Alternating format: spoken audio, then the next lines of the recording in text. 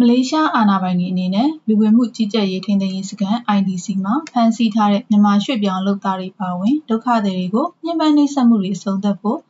Fortify Rights ကဇွန်လ 18 ရက်မှာထုတ်ပြန်ကြေညာပါတယ်။ထိန်းသိမ်းရေးစခန်းတွေမှာရှိတဲ့ဖမ်းဆီးခံရသူတွေကိုအာဏာပိုင်တွေကရိုက်နှက်တာဝတ်စားတွေကိုအဓမ္မချွတ်ခိုင်းပြီး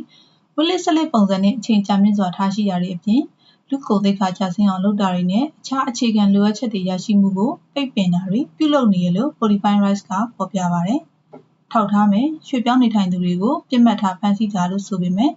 ဖမ်းဆီးခံထားရသူတွေထဲမှာကုလသမဂ္ဂဒုက္ခသည်များဆိုင်ရာမဟာမင်းကြီးများရုံး UNHCR မှာမှတ်ပုံတင်ထားတဲ့ဒုက္ခသည်တွေလည်းပါဝင်နေရလို့ထုတ်ပြန်ချက်ကဆိုပါတယ်။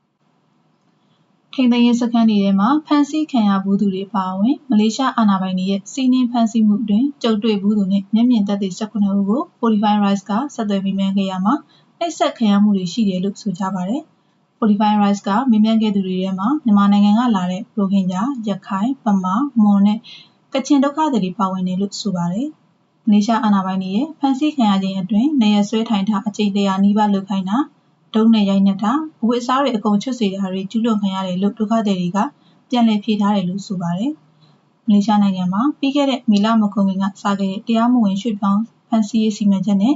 ဖမ်းဆီးခဲ့သူ34,289ဦးရှိပြီးဒီထဲမှာမြန်မာရွှေ့ပြောင်းတွေလည်းပါဝင်တယ်လို့ချက်လက်တွေမှာဖော်ပြထားပါတယ်။ဒီရေအတွက်ဟာရခိုင်နှစ်နှစ်ကထက်2ဆခန့်ပုံမှန်မြင့်တက်လာတယ်လို့ထုတ်ပြန်ချက်ထဲမှာဖော်ပြထားပါတယ်။